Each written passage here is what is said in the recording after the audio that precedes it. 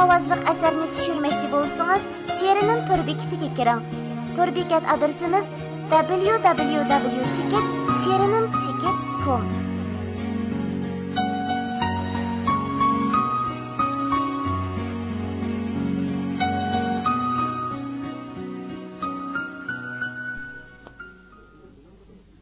Abdülhamid Han Yaponiyada ishlangan bahsi 8000 yillik har xil rang o'zgarishlik hozir qora ko'rinayotgan go'zalligini elib yetib keldi. Bizni dastlabda til bilmasak qanday qilamiz deb ishimiz qatgan. Puldan iborat bu qudratli Qur'onni Xudo bizga berildi. Yo'limiz ochilib, ishimiz o'zligidan yurishib ketdi. Chet elda Uyg'ur tilini o'zimizdan boshqa xalq bilmaydigan bechora tilmikin desa. Pul men bechora Uyg'urning qo'liga tushib edi. Moskva, Sankt-Peterburg, Varshava, Bonn, San-Fransiskoliklarning tillarini Uyg'urchaga o'rib beradigan tarjimon atrofimda parvona bo'ldi. Savdo tijoratim mana sizlar ko'rayotgandek ravon obdan yurishyotdi.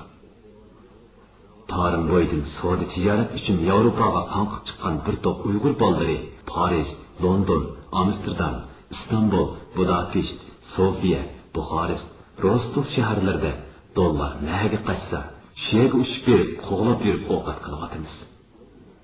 Yevropadagi asosli shaharlarning aerodrom, port, vokzal, bekatlarida Uyg'ur bolalari bor. Qisqasi biz Yevropada yeni ipak yo'li ochdik.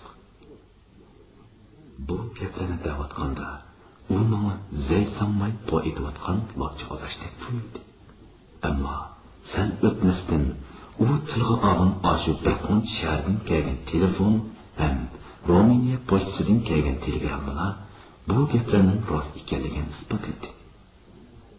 Rost. Ular rostilla Yevropada yeni ipak yo'li ochibdi. Bu ipak yo'li xarablashib, tarixdagi saltanatini yo'qotgandan keyin bu yo'l egalarining necha asrlardan keyingi chavrimlari yana Yevropaga savdo uchun chiqib, bu yerda ajdodlarning izlari o'rniga yeni izlarni qoldiribdi. Siz qog'liqda nima ish qilyapsiz? O'zlari u yerdan kelmagandek gap qildi-ku, yozuvchi efendi. Mendek savosiz odam nima ish qiladi?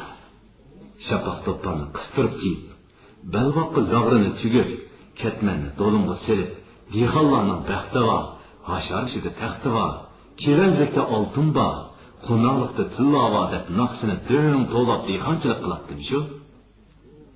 Siz nima ish o'qimagan?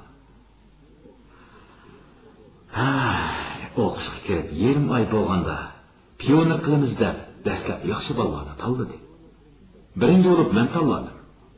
Qasamberk bo'yniga qizil galstuk taqib, 3 kun bo'lganda muallim, sen Boydixonning bolasi ko'z bo'yamchilik qilib, pionirlar sefiga suqinib kiryapsan deb bolalarning o'ttirisida bo'ynimdan galstukni tortib berib uzoq tilladi. Pionir bo'lib, qo'shlig'imdan beshim osmonga yetgandek o'qidi. Endi isotat qilib, arsdan mo'lliq etib yerga tushgandek bo'lib, yo'l bo'yi yig'lab, maktabdan shu yana chiqaydi o'qimadim. Shuni bilan savodsiz o'qiganman. Mana bu tuqqanimizdan bolasi Muhammad 10 yil o'qib, imtihondan o'tolmay, kadr oladigan maktabga kirolmay qoldi ekan. Ketmanning ostidan tortib chiqib oldi. Muhammad degan qora bola gap qistirdi.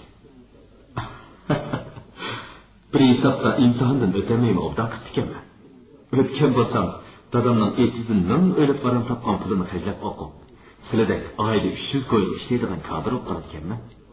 U pul o'zimga yetmay, bechora dadamdan yana pul elib xajlab, ochiq qaraqni ichib yuradi ekanman.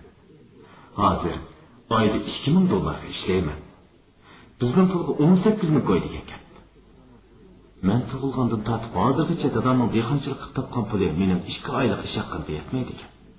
Dadamning yanida bo'lsam, dadamni yonib yeb, yo'q pulini qarzlar qilibdi. Hozir oyda dadamga 100 dollardan 300 dollarga pul avatib beraman. Anlasam, oliy maktabga o'qishga ketgan savodishim o'qish bitirib kelgani 1 yil bo'ldi. Hozirgacha 200 qo'y oylik berdigan yer topolmay qaqshab yuribdi. U 5 yil o'qish jarayonida dadasi kam deganda 5-6 to'pig'ini sotqizib qaylab bo'lgandi. O mendan aqlli, darslarda bak o'tkir bor edi. Shuni imtihondan o'tar ekan.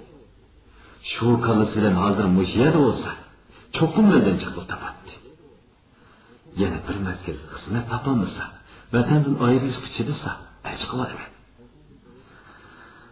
Mana shunday go'zal joy, oliy darajalik uy, velosipedning o'rnida tikab turib, ashu to'g'ri ostida qolgan vatanni, eski tomliq pakar uyni, eshik arbasini sekin ishg'olaymiz.